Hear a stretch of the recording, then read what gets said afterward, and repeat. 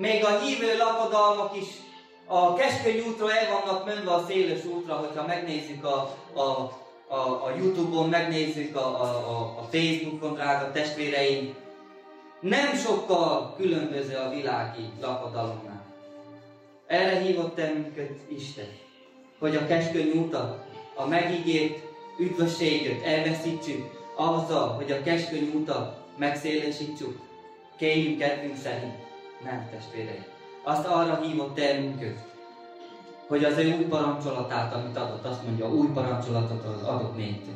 Szeressétek egymást, ahogy saját magatokat. Ahogy saját magatokat. A parancsolatban benne van, hogy szeresd Uradat és Istenet. De ennél nagyobb parancsolat az, hogy szeresd a te fele barátodat. Jobban, mint te önmagadot.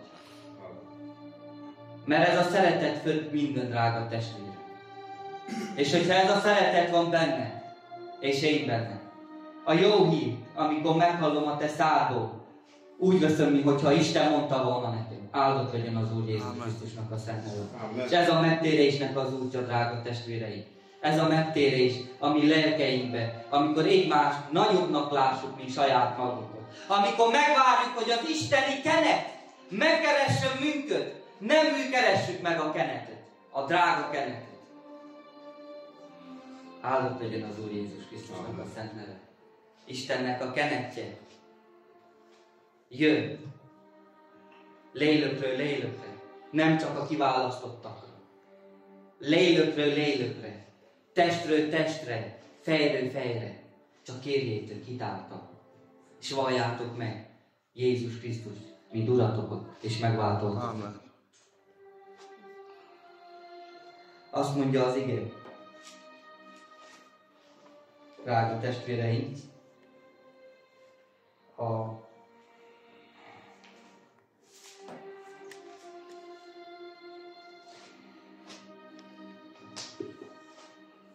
Hoseás 6-ban, Hoseás 6.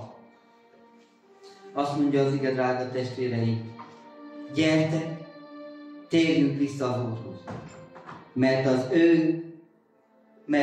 mert ő szakadta meg, és ő gyógyít meg minket, megsebesített, de bekötöz minket. Drága testvéreim, mindegy, hogy mit néztünk jobbnak a tegnap, mit néztünk jobbnak még már. Gyertünk, s hívjuk segítségül. Isten üdvözítő kegyelmet, a jó hír, Jézus Krisztus, mert azt mondja egy János, elsőbben volt az ige vala Istennél, és Isten vala az ige. És a 14-es verszakban leírja, az ige testet öltött, és megmutatta az Atya dicsőségét. Áldott legyen az Úr Jézus Krisztusnak a szent neve. Akkor kit hívjunk segítségül, drága testvérek? Magát az igét, a jó hírt, Jézus Krisztus. Hívjuk a mi életünkbe segítségül, mint Urunk és megváltónk, és azt mondja az ige, megszaggatta szíveinket. Mi által? Hogy bejöttünk a siralomnak házába, és a megtérésnek pillanatába, drága testvéreim, mi történik a te szíveiddel? Elszomorod szívedben, lelkedben, mert rádöbbensz arra, hogy hol jártál, mit csináltál egész életedben. Eszedbe jutnak azok a tettek, azok a bűnök, amik nyomták a te életedet, a te szívedet, a te lelkedet. Áldott legyen az Úr Jézus Krisztusnak a szent neve. És ez a megtérés által, és ez az érzés által azt mondja, az igen, megszaggattad a szívemet, megszaggatta ruhámat és szívemet. Mint ahogy megszaggatta a ruháját a király, és megtérésre intette az egész népet Jónásba.